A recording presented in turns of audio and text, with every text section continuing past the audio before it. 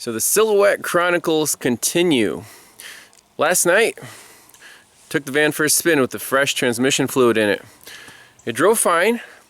However, this morning, I put it in gear, wouldn't move. So we're still have a problem. Is it getting better?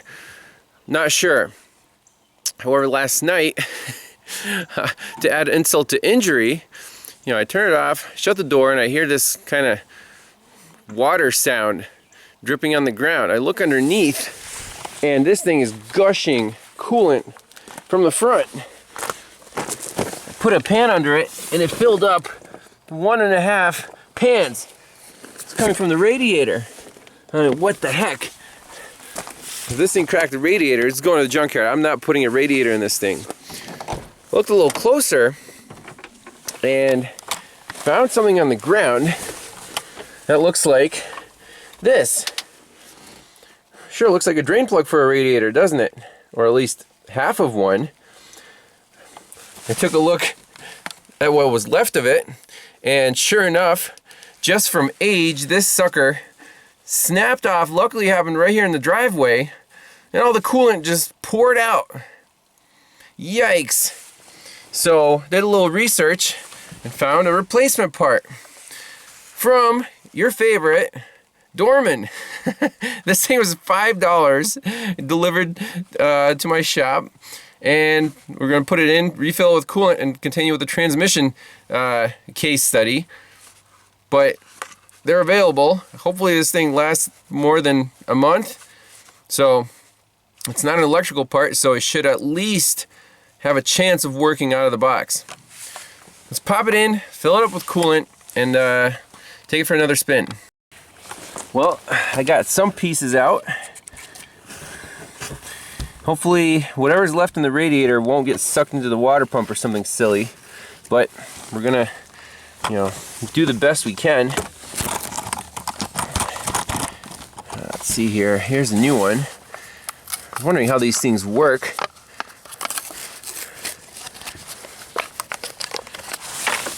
So, I guess this piece screws in, and it's not supposed to come out. So it unscrews, and you drain your coolant through the little, restrictor, and then that would take forever. Look at that little hole. It has to go through there, around there, and out. So you pop this in, it'll snap in, and then you just screw it in until the rubber contacts the radiator. Kind of a not very reliable design. Look how thin the plastic is. I mean, that's why the original one broke off right there, where it gets to the threads. We'll pop it in, cross your fingers. Well, good news, it fit nice and tight. You see it? There it is. So now we have to transfer the coolant back to jugs, and Scotty Kilmer style, put it right back in the radiator. You'll notice this is actually green stuff. It's not DexCool, which is refreshing. At least this thing won't clog up, right? I don't know when they started using DexCool.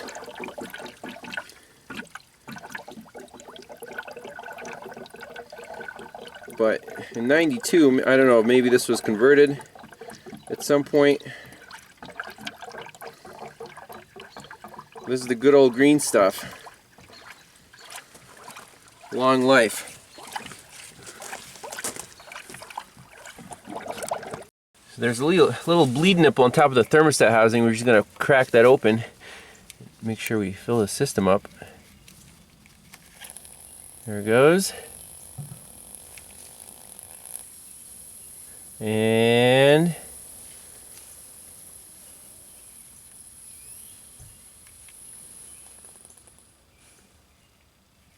I guess there's quite a bit of air in there. We'll top the one lot of more coolant.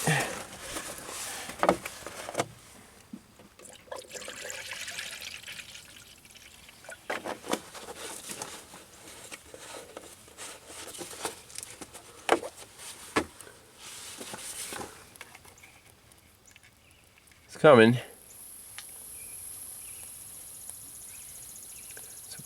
So very important. They make this for a reason, since this is a high point, higher than the radiator. Now, okay, there it goes, running out. So we'll close that guy off. We still have coolant in our funnel, squeezed up our radiator hose. Make sure you don't have any little bits in there. And we can fire it up. Alrighty, ready to fire up the beast. Got a little coolant in the funnel. Radiator cap is off for now. And while it's cold, I'm plugging in the scanner. And A, we're going to see how fast it warms up. B, we're going to see the command gear, the Prindle switch, and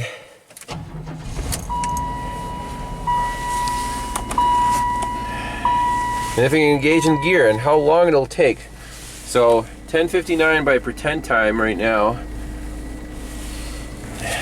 Let's see, put it in reverse. Nope, no engagement. It says command gear 1. The Prindle switch works just fine, not worried about that. So wherever it says command gear 1, that's what, oh, it actually engaged. That's pretty neat.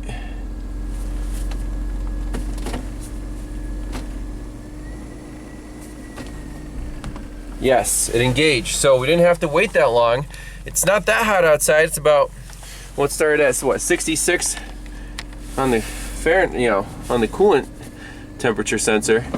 But we're moving. That is actually promising, because before you have to wait like minutes. This time we waited 10 seconds. It's in gear. It's engaging just fine. So maybe, hopefully, the fresh transmission fluid is doing its magic with the seals in there, trying to seal up better, if that's the problem. I'll take it for a spin, let it bleed out all the air out of the cooling system, and see how it goes. It's kind of an iterative process, but I think it's kind of fun. So it's warming up nicely right now.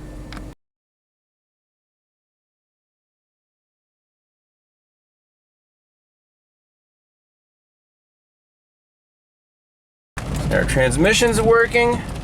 Man, this van is getting better and better all the time. Woo! Feel that torque. Yeah, a rocket ship. Back in the shop. Took it for a nice test drive, about 10 miles around the block. I gotta say, every time I drive it, it drives better. So it's promising. On, I think, one stop sign, it did its little, hey, I'm in neutral, and then boom, engaged right away. And the rest of the way it was perfect. And right now, it's warmed up, all the gears, boom, engages just fine. So we're gonna keep chipping away at it. Everything works. All the gauges actually started working. Your oil pressure and the volts are mostly working. Fuel and temperature, I guess it's fairly accurate. We're at about 190 right now.